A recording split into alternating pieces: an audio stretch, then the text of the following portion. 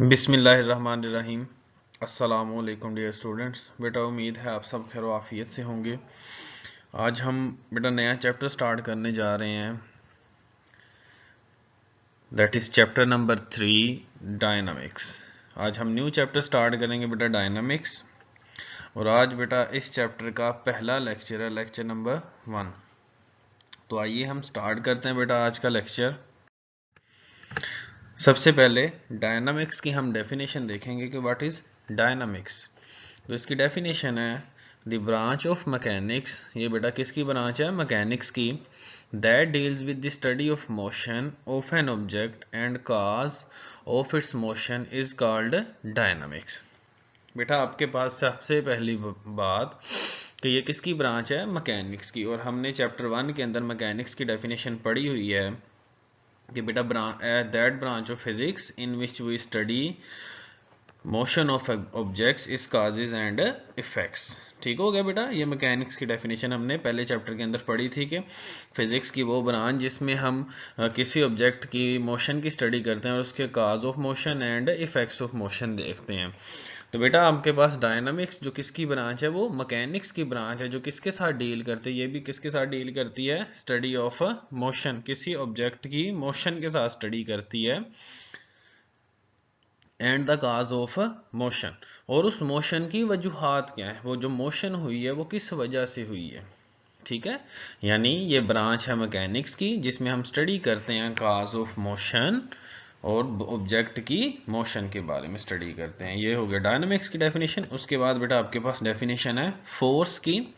तो सबसे पहले definition, a force moves or tends to move, stops or tends to stop the motion of a body.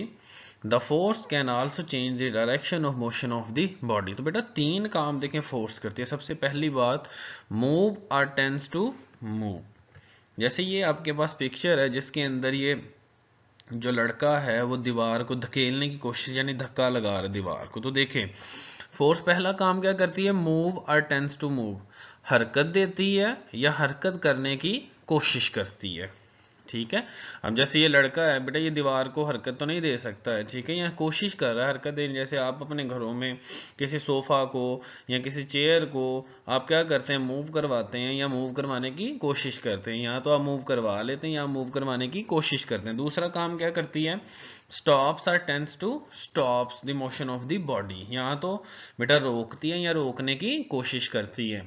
अब देखें ये वाली डायग्राम के अंदर जो गोल कीपर है वो क्या कर रहा है? आपके पास इस गेंद को, इस फुटबॉल को रोकने की कोशिश कर रहा है।